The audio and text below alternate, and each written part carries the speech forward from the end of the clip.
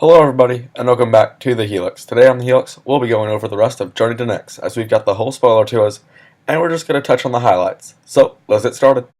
Athros seemed like a great push to a black-white aggro deck, which punishes the opponent for killing your dudes, while still being a god that rewards you for having a great field. Dictative Crewfix, one of my favorite cards of the set, is just basically Howling Mine 2.0. Now there's been plenty of Howling Mine variants in the past, but this is by far my favorite, and I'll be happy to get my hands on it come the pre-release next week. Another important card is God of Victory. God of Victory is probably the best Boros finisher that it could ask for, but I think that Boros isn't the strongest color for aggro right now. City of Brass 1.0 with slightly better wording is going to see a lot of appearances in Modern and Standard for a little bit, but I think the longevity of this card is going to be in Legacy and Vintage. One of my personal favorite rares of the set is for Draft. Darting Thief is one of the most interesting cards in the format, as it allows you to trade resources with your opponent for very little cost yourself. Just getting through with this guy and him not dying makes it to where you have the opportunity to take your worst card and switch it for their best, as long as it's not a land, of course. Mystic is one of the better cards in the set because it gives you a pseudo scry/fate seal ability for your opponent and you. This means that you can either choose which resources your opponent needs and which ones you need more. Another interesting scry card is for 2 mana. There's the Scry Starfish. You can tap it each turn to scry 1, meaning that your draw phases are never a mystery, and it's also an 0/3 which can do a little bit of blocking. Another valuable card in this set for control decks is Reprisal. As a 2 mana kill anything 4 or greater, it's kind of finishing out Last Breath with great success. And for everything else, there's Banishing Light, which is basically a functional reprint of Oblivion Ring. One of the most questionable cards in the set is Ajani, Mentor of Heroes. He's got some great abilities for numerous decks, but I'm not just sure exactly what he wants to be, and it'll be interesting to see what he actually fits in, and it might be a lot of everything. Again, we'll just have to see.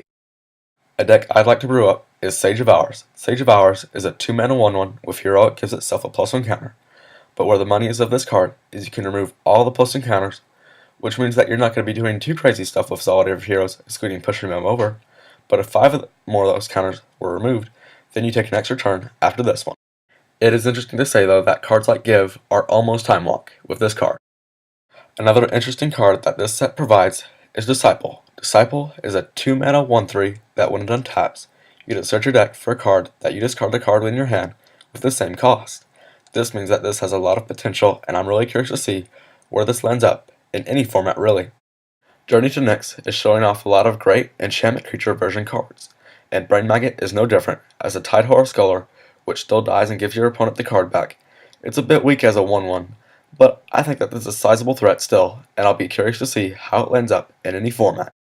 It's important to note though that the Skrylands are finally seeing the rest of their debut. More support as of Journey to Nyx is now available for the standard graveyard deck, with Nyx Weather and Strength of the Fallen. Strength of the Fallen makes all your creatures into sizable threats, while Nyx Weather allows you the opportunity to get cards from your graveyard that you've milled. Pillar on a Stick, aka Eidolon of the Great Revel, is what Modern Red needed in order to be a success against some of the faster decks in the format, and might finally be the push that Modern needs to see some more dishonest decks. Flipping from Modern to Limited, Feast of Dreams and Hubris are going to be some of the most powerful cards in this limited format, as the decks we've seen have usually focused on making a huge creature with lots of enchantments. These cards allow you to counteract that plan by killing their creature for a very easy cost. One of the more out there cards that might still make a difference is Worst Fears. As at 8 mana, take control of your opponent's turn. It's very interesting, but might just be barely out of cost, and I mean barely. I could definitely see this card at 7, which means it might still be good in Standard. On a side note to the set in general, Epherica has left me quite confused as to where it wants to be. It seems like she, as general, just wants to be in the graveyard deck, but she just really interrupts what that deck wants to do.